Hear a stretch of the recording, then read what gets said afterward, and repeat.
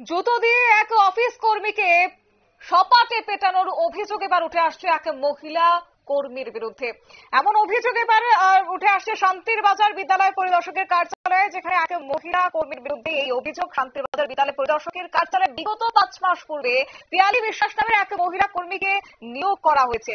আর এই মহিলা কর্মী প্রতিনিয়ত অফিস কর্মীদের নানাভাবে হেনস্থা করার অভিযোগ উঠে আসছে। বুধবারও তার কার্যত ব্যতিক্রম হয়নি। এই মহিলা কর্মী অফিসের কয়েকজন কর্মীকে পায়ের জুতো খুলে নিক্ষেপ করার অভিযোগ উঠে আসলো। আর একটি ভিডিও এক্ষেত্রে সেই মহিলার কর্মীর উচ্চ স্বরে আওয়াজ এবং অফিস কর্মীদের গালিগালাজ করা, পায়ের জুতো নিক্ষেপ করার চিত্র লক্ষ্য করা গেছে সেই ভিডিওতে।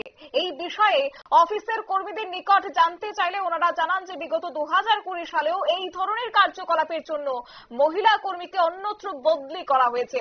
আর এই মহিলা কর্মী সর্বদাই এই ধরনের আচরণ করে বলে অভিযোগ। কিন্তু সবকিছু জেনে বুঝেও সেখানে শান্তির বাজার বিদ্যালয় পরিদর্শক নীরব দর্শকের ভূমিকা পালন করছে অজানা কোনো কারণে। যাই হোক, কি রয়েছে তাতে বিস্তারিত শুনুন। স্কুল স্টাফ আছে, সবাই জানে তার কি ব্রেন ডিফেক্ট নাকি ড্রাগ এডিক্টেড হইতে পারে না। লক্ষণটা তার ড্রাগ এডিক্টেড।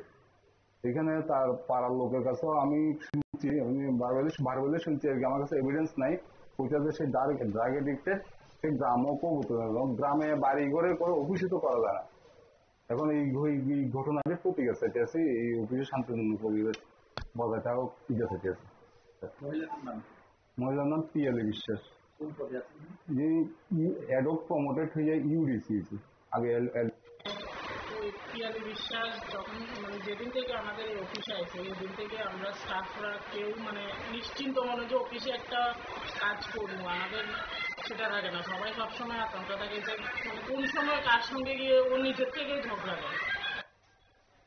আপনারা শুনলেন তাদের বক্তব্য। তবে সেক্ষেত্রে বিদ্যালয় পরিদর্শক প্রণব সরকার তিনি নীরব দর্শকের ভূমিকা পালন করায় তার নীরবতার জন্য প্রতিনিয়ত অফিস কর্মীদের হেনস্থার শিকার হতে হচ্ছে বলে অভিযোগ।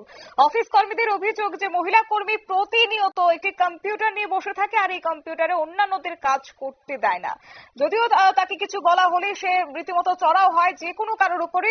আর এই ধরনের ঘটনা আজকেও ব্যতিক্রম হয়নি। তবে বৃহস্পতিবার এই বিষয়ে অফিসে গিয়ে জানতে চাইলে সকলেই ঘটনার বিবরণ দিয়ে তিনি জানিয়েছেন যে মহিলা কর্মীর বিরুদ্ধে একরাশ ক্ষোভ উগরে দিয়েছেন। তবে সকলেই এবার চাইছেন যাতে করে তার বিরুদ্ধে যেন পদক্ষেপ গ্রহণ করা হয়। তবে এখন দেখার বিষয় যে দপ্তর আদৌ ব্যবস্থা গ্রহণ করে কিনা।